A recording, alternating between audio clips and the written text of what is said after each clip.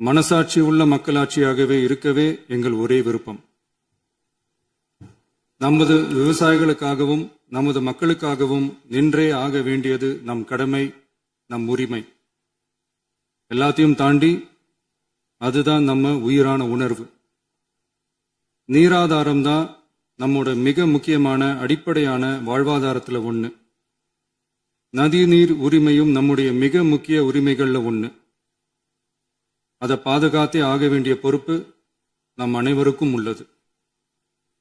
அந்த உணர்வோட அடிப்படையில் ஒரு தீர்மானத்தை நமது மாமன்ற உறுப்பினர்கள் அனைவரின் ஒப்புதலுக்காகவும் கொண்டு வர இருக்கிறோம்.